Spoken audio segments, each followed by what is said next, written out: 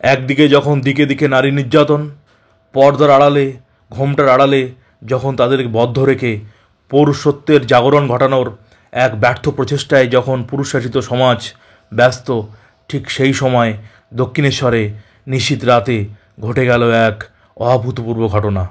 গড়ল ইতিহাস, ইতিহাসের পাতায় যা অমর হয়ে থাকবে। এমন ঘটনা যা প্রত্যেকটা মানুষের শরীরে, প্রত্যেকটা রন্ধ্রে রন্ধ্রে কাঁটা দিয়ে উঠবে। আজকের প্রতিবেদনে সেই ঘটনা। জ্যৈষ্ঠ মাসের অমাবস্যা, দক্ষিণেশ্বরের কালী মন্দিরে ভবতারিণী মায়ের পুজো নিয়ে সবাই ব্যস্ত।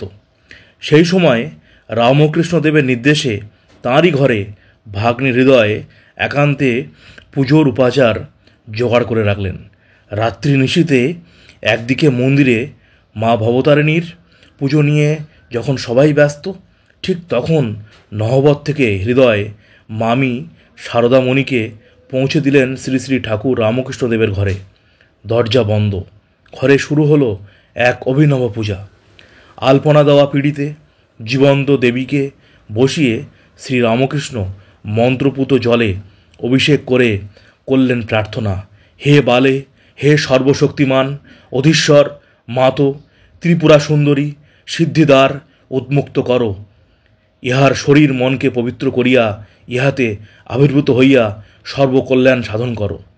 এরপর বিধিমতো ষোড়শ উপাদান নিবেদন করে বেলপাতায় নিজের নাম লিখে দেবীর চরণে অর্পণ করলেন শ্রী রামকৃষ্ণ।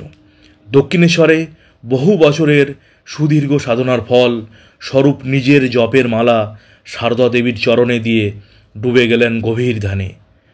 অশেষ শক্তিসম্পন্না সহধর্মিণী সারদা দেবী জগজ্জননী রূপে নিজের পতির সেই পূজা গ্রহণ করে হলেন সমাধিমগ্ন। সারা রাত ধরে চলল এই অভিনব দেবী আরাধনা। রাত্রি শেষে শ্রী রামকৃষ্ণ পুষ্পাঞ্জলি অর্পণ করলেন জীবন্ত দেবীর চরণে। পুজো শেষে সারদা দেবী ফিরে গেলেন নহবতে। জ্যৈষ্ঠ মাসের ফলহারিণী কালী পুজোর মহানিশীতে দক্ষিণেশ্বরের নিজের গৃহে এই অভিনব ষোড়শী পুজোর মাধ্যমে রচনা করলেন ইতিহাস। তার এই পূজা তার সাধক জীবনের সর্বোত্তম সাধনা। আজ সেই পবিত্র দিন।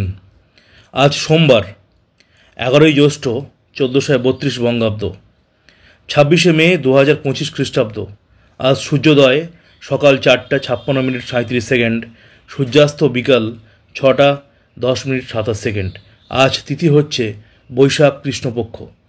আজ অমাবস্যার নিশি পালন, নিশি রাতে শ্রী শ্রী ফলহারিণী কালী পূজার আজকের দিনে ঠাকুর শ্রী শ্রী মাকে দেবী রূপে পূজা করে তার সারা জীবনের সাধনার ফল, তার রুদ্রাক্ষের মালা মায়ের চরণে সমর্পণ করেছিলেন। আজ হলো সেই বিশেষ দিন। ঠাকুর মা স্বামীজির, মা ভবতারিণীর চরণে প্রণাম নিবেদন করি। সবার মঙ্গল হোক।